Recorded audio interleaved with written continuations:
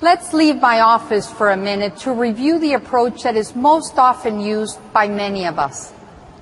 We begin the meeting by introducing our company to the new client. We mention our credentials, the types of products we sell, the areas we specialize in particular the areas we perceive will address the client's needs. In Kathy's case, we can already anticipate that she will need some life insurance to protect her daughter. She will need to invest her assets in a portfolio that gives her a predictable income stream. She might need some critical care or long-term care insurance, and she will definitely need us to help her through this process.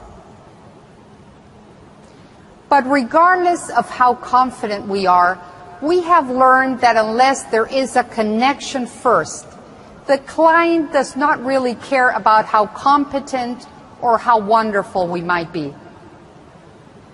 I am not implying that credentials or experience are not important. They are very important.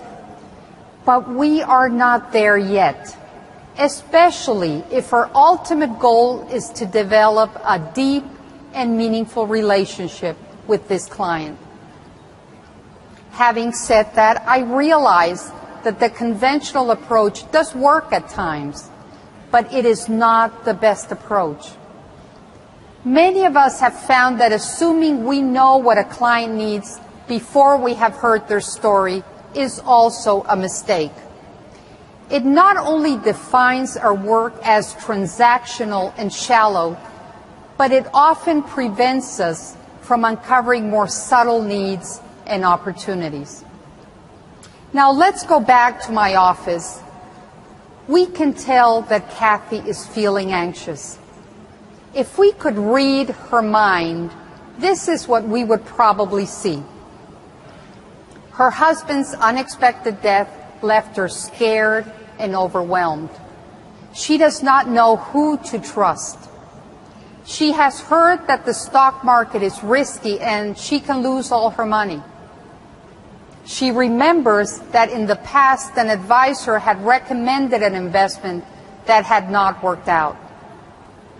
She is ashamed to admit that she knows very little about finances and regrets not having spent more time when her husband was alive. She is concerned about her daughter's future, especially after she herself is gone. And she is hoping that I will not be as pushy or as patronizing as the other advisors she met with before. What if instead of telling her about us, we started the conversation with something like this? Kathy, because each person is unique, and because our life experiences tend to influence our financial decisions, I would like to ask you some questions that might have nothing to do with your finances, but that will help me get to know you better. As I learn about your life and what is important to you, I'll be able to determine which financial solutions fit you best.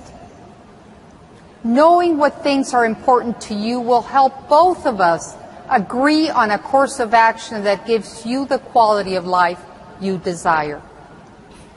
The more I know you, the better I can help you. And because no one will ever know you as well as you know yourself, our work will be a team effort. Fair enough? What follows is the beginning of a process of sharing and earning each other's trust. We have not only set the tone for the meeting, we have defined the relationship. It is now clear that the work Kathy and I will do together will be client-centered and will acknowledge her whole person. By establishing as our joint purpose a genuine desire to improve the quality of her life